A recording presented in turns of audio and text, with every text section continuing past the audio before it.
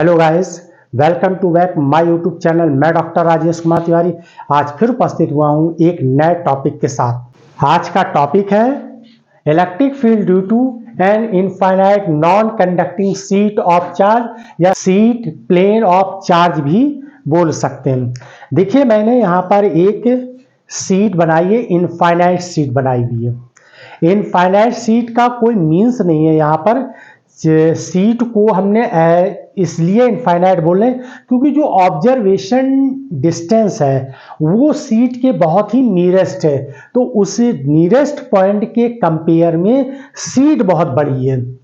बस इसका मीन्स ये है, यानी सीट जो है इनफाइनाइट नहीं है, बल्कि ऑब्जर्वेशन जो हम कर रहे हैं वो सीट के बहुत ही नियरेस्ट कर रहे हैं, इसलिए इस सीट को हम इनफाइनाइट सीट बोल रहे हैं। क्लियर है? इसीलिए इसको इनफाइनाइट सीट कहते हैं।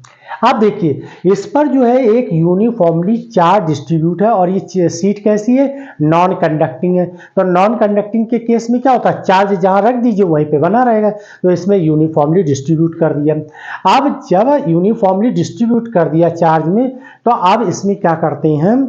गॉसियन सरफेस कंसीडर कर लेते हैं और गॉस की हेल्प से क्या करते हैं? यहाँ पर इलेक्ट्रिक फील्ड फाइंड कर लेते हैं। क्लियर है ना? यहाँ एक गॉसियन सरफेस कंसीडर कर लेते हैं और गॉस थ्योरम की हेल्प से या गॉस लॉ की हेल्प से क्या करते हैं? इंटेंसिटी यानी इलेक्ट्रिक फील्ड इंटेंसिटी फाइंड कर लेते हैं।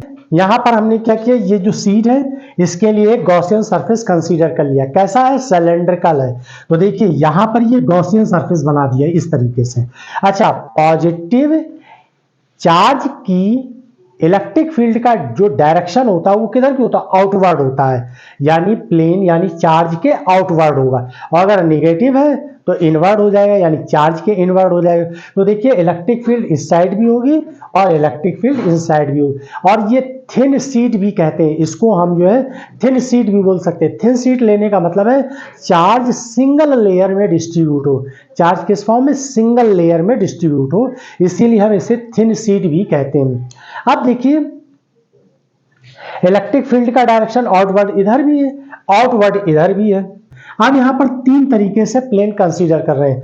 एक देखिए, चाहे इलेक्ट्रिक फील्ड इस डायरेक्शन में ले, चाहे इलेक्ट्रिक फील्ड इस डायरेक्शन में ले, लेकिन जब हम सरफेस देखेंगे तो ये क्या है कि electric field is perpendicular to plane, plane के परपेंडिकुलर है ये। इसी को तो फ्लक्स बोलते हैं, इसी को हम फ्लक्स बोलते हैं कि जिस एरिया से ये क्या होती है? इलेक्ट्रिक लाइन पास होती है, इसी को हम फ्लक्स नाम देते हैं। और अगर दोनों पैरेलल हो जाए, मान लो ये लाइन जा रही है और ये भी पैरेलल हो जाए, तो कोई भी लाइन नहीं पास होगी तो फ्लक्स भी नहीं होगा, फ्लक्स जीरो हो जाएगा। क्लियर?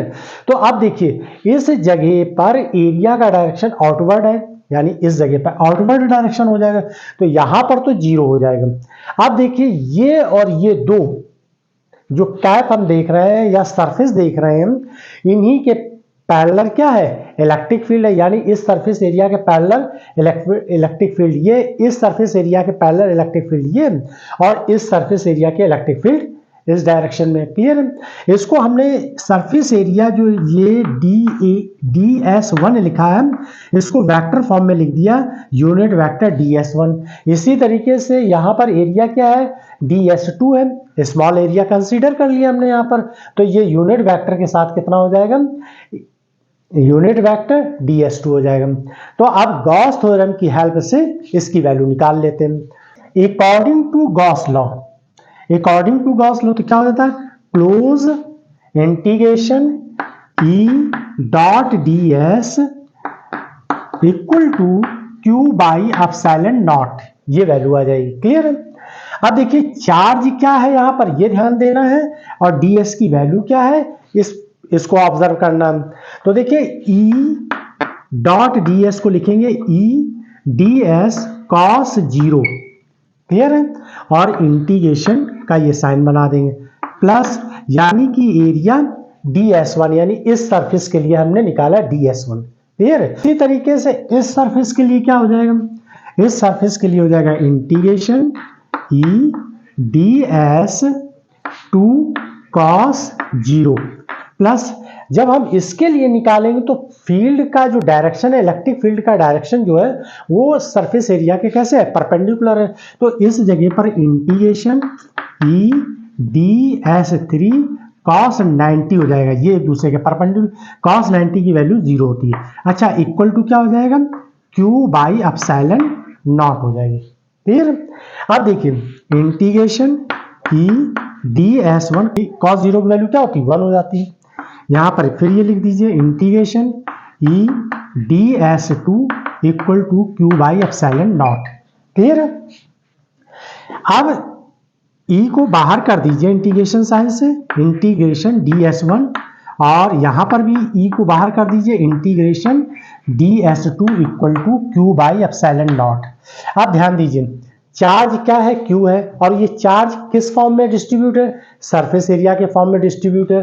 तो ये sigma is charge density per unit area, per unit area charge density कितनी सिग्मा है, तो इसका एरिया कितना है, जिस इतने पोर्शन के लिए एरिया कितना हो जाएगा, ए ले लिया हमने, तो यहां पर लिख दीजिए और ए इक्वल टू डी एस के बराबर है। ए बराबर किसके है, डी एस के। तो सिग्मा और ये कितना हो जाएगा, ए आ जाएगा।